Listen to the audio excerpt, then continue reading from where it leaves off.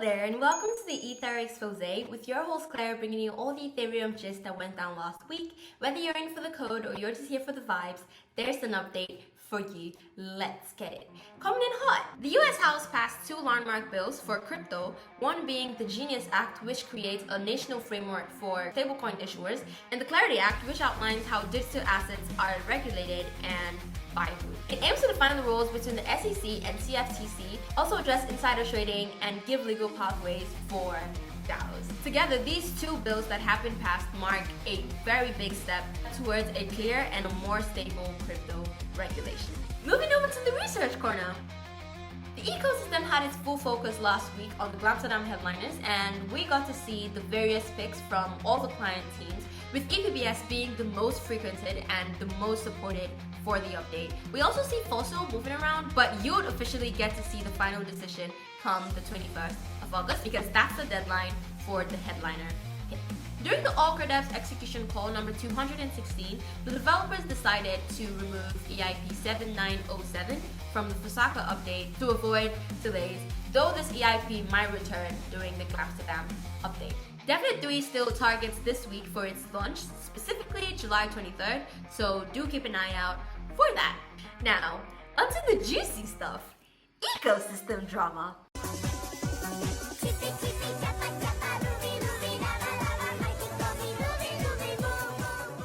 Bitmine Emergent Technologies, a Bitcoin mining firm, launched its ETH treasury strategy with a $500 million ETH purchase. Sometime later during the week, they bought an additional 300,000 ETH worth over $1 billion, making it the world's largest corporation with an ETH holding, surpassing SharkLink. The ticker is ETH. Optimism Foundation joins the strategic ETH reserve with about $18,000 worth of ETH, making it the 8th L2 with an ETH holding. You can now track the ETH supply of organization with an ETH holding at strategicethreserve.xyz. The clickable link would be in description.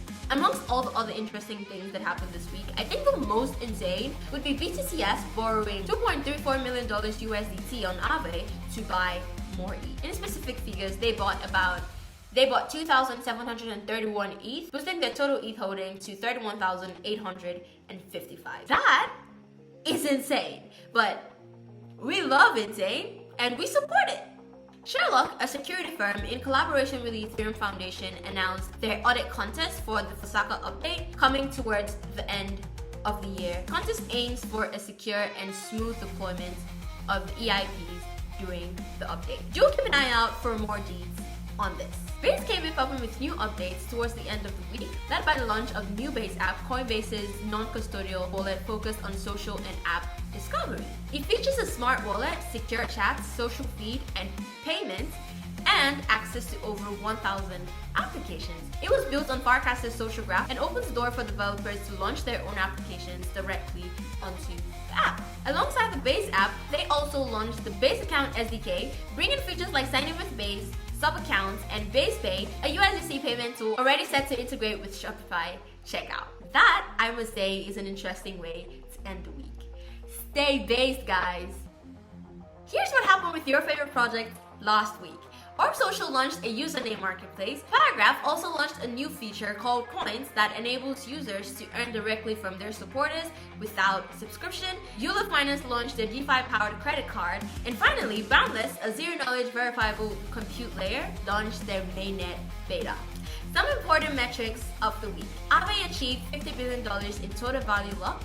Morpho also hit $2 billion in total value locked on Base. And finally, more than 29% of ETH has been staked on the Beacon chain. That's about 35.9 million ETH staked by 1.1 million validated. Moving over to the event. Ethereum NYC announced its date for its week-long conference taking place from August the 11th to the 17th. So if you're going to be in New York during that time period, be sure to grab your tickets. You can find the link in the description. And that's a wrap on your Ethereum News Rundown. Keep grinding, stay decentralized, and I'll catch you on the next one.